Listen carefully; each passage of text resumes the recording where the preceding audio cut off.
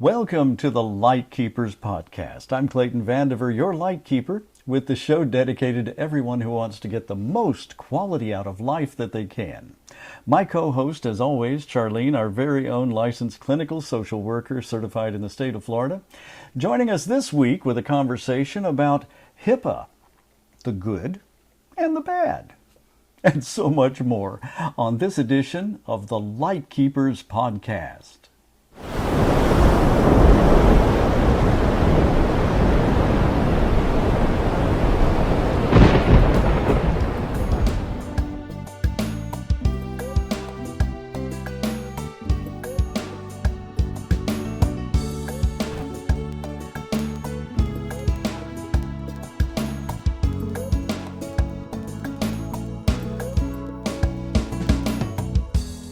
And before we start, please leave your questions or comments below. We always love to hear from you.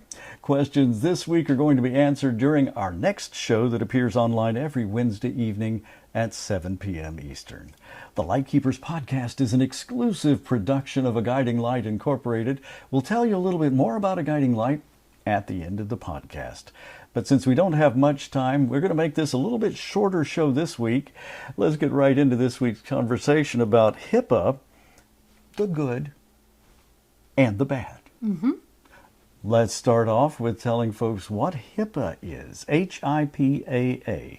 Correct. Not HIPPA, which is how I usually misspell it. Always mess that up. So what is HIPAA? What is that? So that is the Health Insurance Portability and Accountability Act. And yes, I did have to look that up. Okay, so now we know what the letters mean. What does it mean?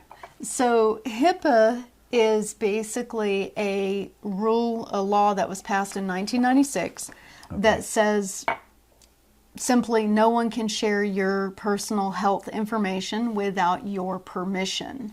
Right. Now, this is a good thing because what this means is, for example, doctors' offices cannot share your information without your written consent with anybody.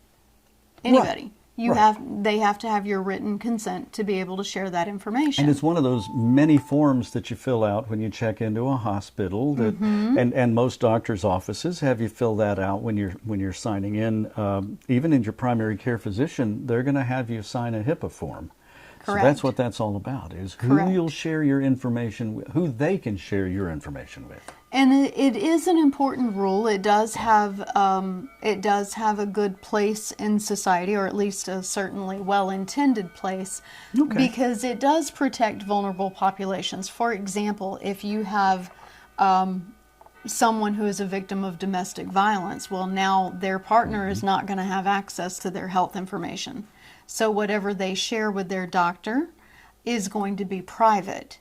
And so that can be a source of protection for them. So that's a good thing. However, and this is where it gets complicated because HIPAA can also be restrictive. Oh, really? For example, we recently did a show about family members with memory care issues. So if you have someone in your family that you're trying to help with their medical care, guess what? You're not going to be able to do anything for them if they have not given their doctor's office permission to talk to you.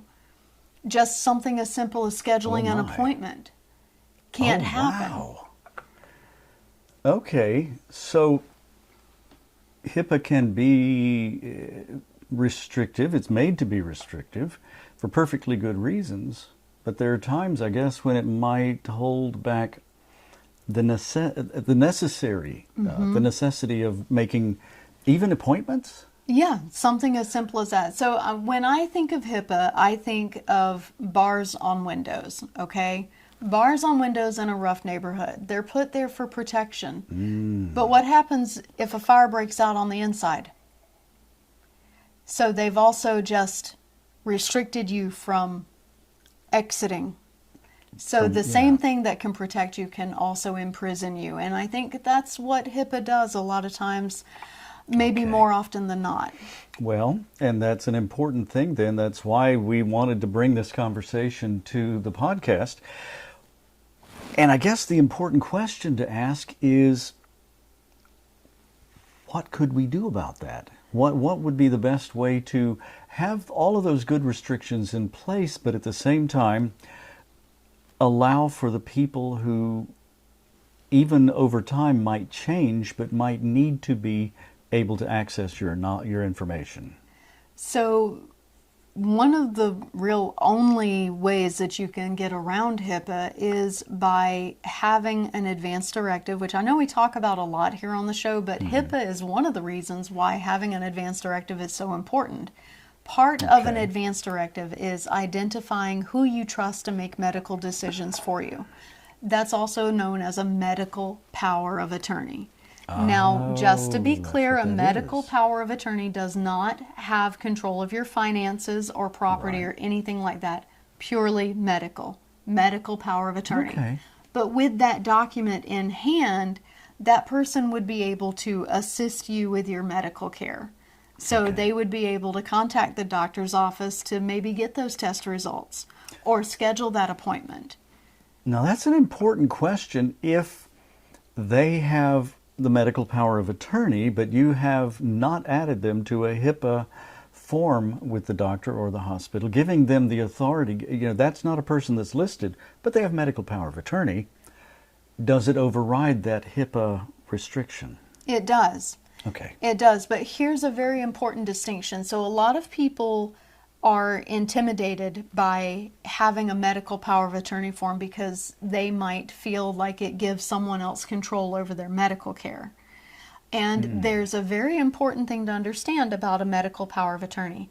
As long as you are in your right mind, if you have not been deemed incapacitated by a medical professional, your wishes will always overrule anybody else's, whether they are a medical power of attorney or not. Doesn't that have to go through a judge as well in most cases? Not always. Oh, okay. Not always. If a doctor determines that someone no longer has capacity, usually that is enough to activate that medical power of attorney. But if that person has not been deemed incapacitated and they have a medical power of attorney, and say, for example, they and their medical power of attorney disagree on a course of treatment, what they want is going to happen because they still have decision-making authority. Okay.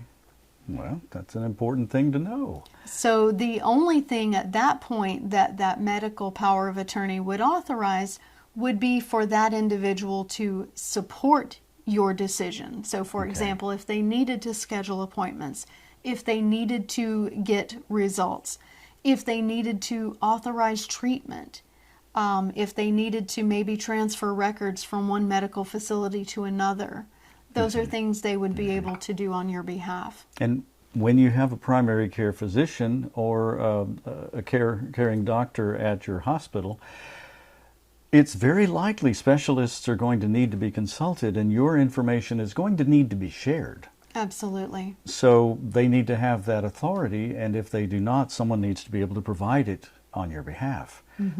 So this is all important.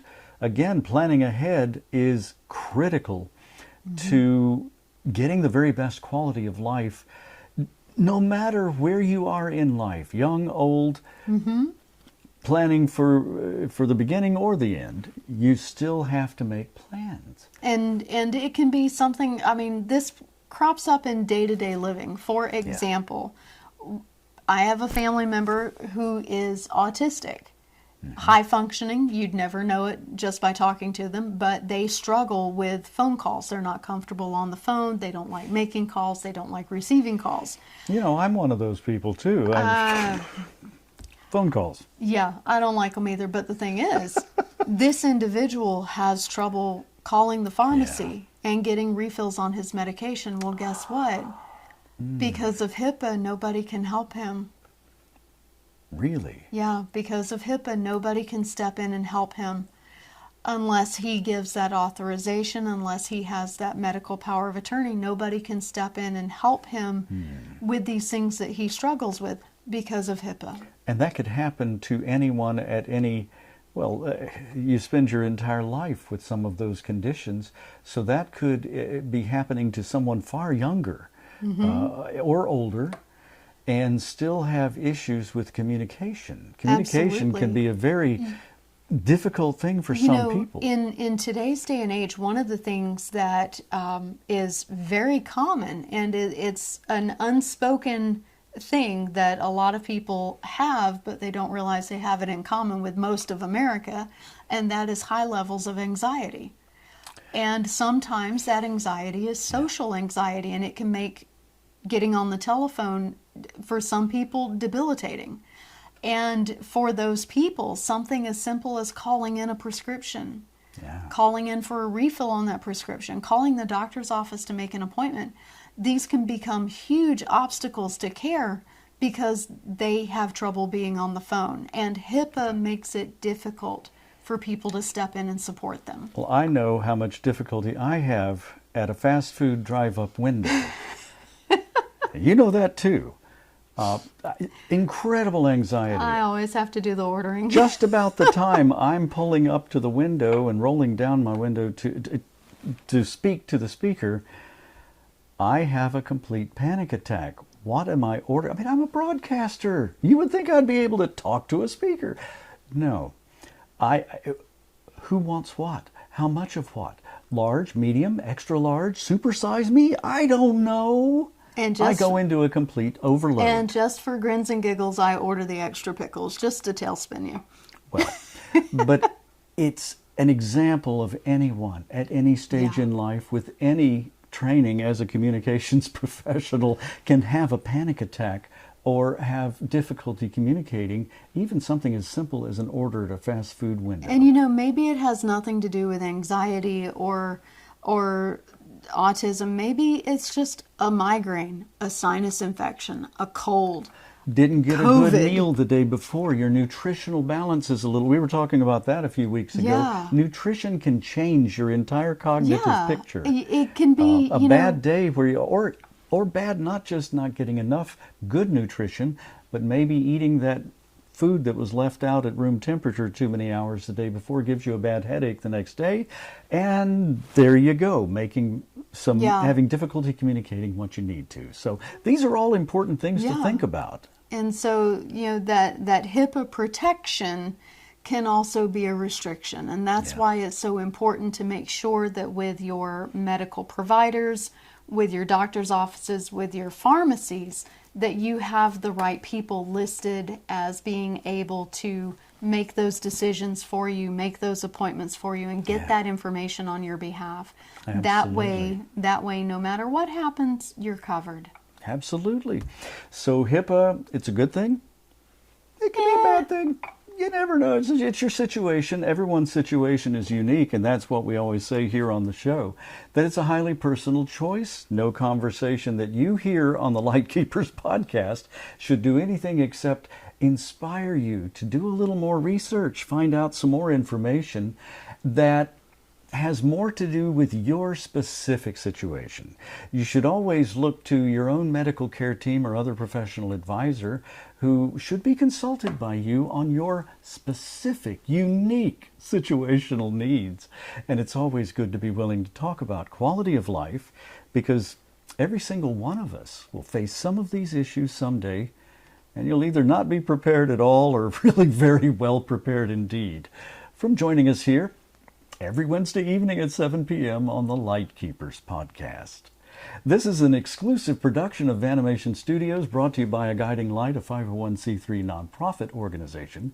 They're dedicated to informing and educating professionals and the public, informed preparation for living the very best life possible.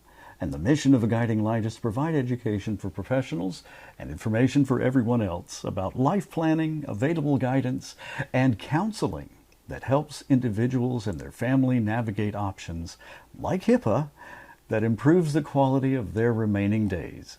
The organization is committed to training professionals through scholarship grants when needed, who will help you find the best information and options to meet your needs that are unique and individual to you and available in your area, so you can be aware of those choices and confident in your decisions and at peace that you've made the best decisions to live life on your own terms. Now, if you'd like to visit the website at guidinglight.org, maybe make a tax-deductible contribution that helps others find the information they need, the address is right below us here on the screen, and also you can make a contribution using the QR code or the PayPal information that's on our audio podcast and on our YouTube account.